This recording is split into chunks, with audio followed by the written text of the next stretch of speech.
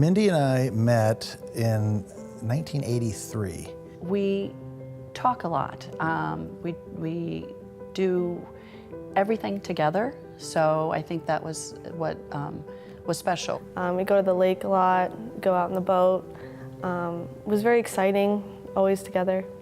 Before the diagnosis, I had just graduated from Bowling Green, so I was back home. I was applying for grad school for occupational therapy.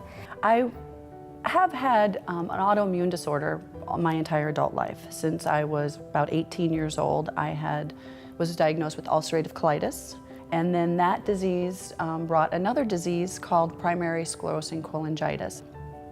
At the time of diagnosis, I was told that with this type of disease, it's incurable, untreatable, and can be difficult to live with.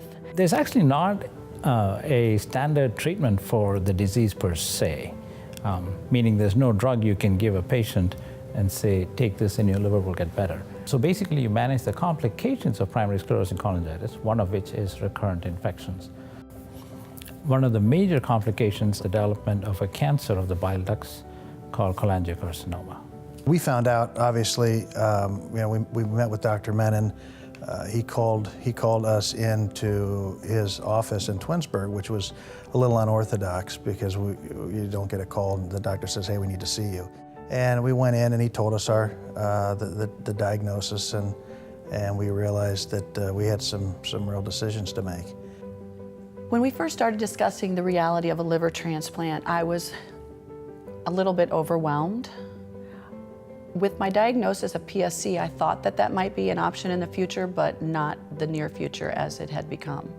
So we knew that transplant can be a very tricky situation. Not everyone gets a transplant. Sometimes you get too sick before you can get a transplant, or there's not a match in time. To go big or to go home was a pretty easy decision for my mom and my dad. They talked about it before they sat me and my sister down and kind of gave us the choices, but me and my sister were on board completely to go big because honestly, we didn't want it coming back, and my mom is strong enough, we knew she could handle it. By doing the liver transplant, it's like, okay, do the chemo, do the radiation, kill any cancer that they can find. Because if they find cancer, they won't do a transplant. When you have to care for your mother, it's something that's wonderful. But to see the psychological toll that it had on her was the difficult part for me. For instance, one time we were in the hospital and we were showering. She needed a lot of assistance, and I looked up at her and I said, hey, it's fine, it's no big deal, this is what I'm gonna do one day. And she looked at me and her eyes kind of welled up, and she said, well, I didn't want you to do it for me now. So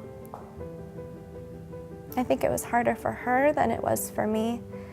And that saddens me, but at least I was there to do it instead of someone else. People started helping. People drove me to that appointment twice a day, every day, and made sure I got something to eat so I could take my medication, and took me here, took me there, and it really became a full-time job. Calling all livers came from, it was that moment where Mindy was walking and I saw how skinny she was, and that was a turning point for me. I thought, gosh, there's so many people out there, and those people have something that we need desperately, and said, hey, we need help. If anybody can be a part of this living donor, option, because I didn't think we were going to get there taking the other road. So I read it and I thought, I think I read it midday, and my husband was at work and my kids were at school or wherever they were, and I thought, yeah, I'm gonna volunteer for that. And then when my husband got home, and we were running a bunch of different places. So it wasn't until probably 9, 10 o'clock at night that I said to him, hey, did you read Scott's Caring Bridge? He said, yeah. I said, I'm gonna call and I'm gonna do that. I'm gonna volunteer. And he said, I'm surprised it took you that long. I was waiting for you to say it all day.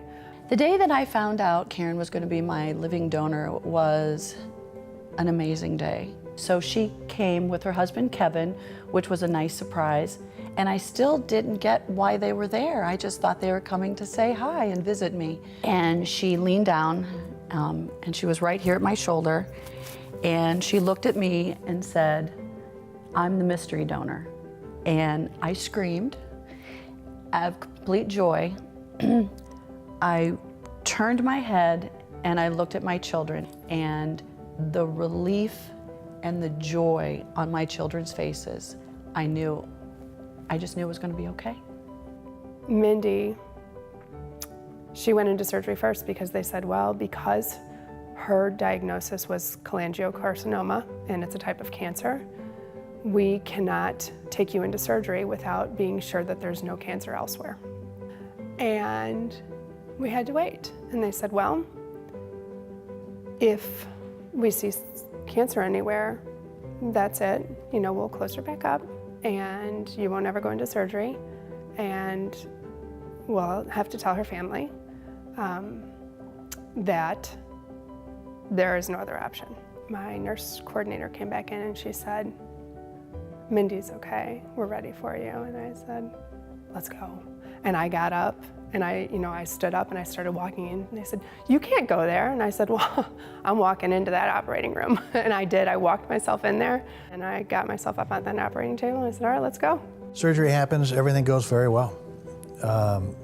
It went flawlessly. Mindy and Karen were meeting in the halls, and it was just great. Dr. Menon is my hepatologist. He's my liver specialist. And when I was diagnosed with PSC, he was my primary doctor for my liver. And Dr. Miller, my wonderful surgeon, Dr. Hashimoto, any question you have, they answer, and they're there for you 24/7. She's hale and hearty and healthy, and I think living life to the fullest.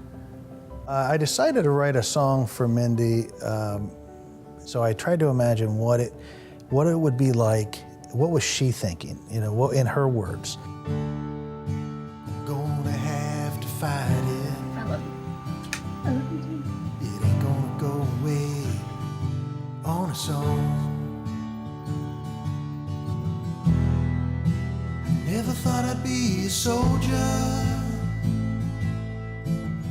Never thought I'd have to go to war.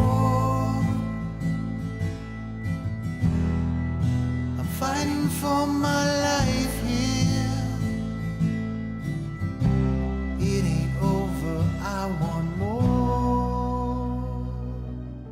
I would tell someone whose mom or dad is going through this process that it's going to be long and hard and grueling, but you can get through it. You can always count on family and friends. When you look at what the options are, my life would have been greater impacted if Mindy wasn't in it. So for me to say, yeah, I can be inconvenienced for a little while, it's worth it in the end. I mean, she gets to watch her kids graduate high school and maybe one day they'll get married, and she gets to still be Scott's wife, and she gets to still be my dinner friend. I mean, that's for 6 hours of surgery. I think that's okay.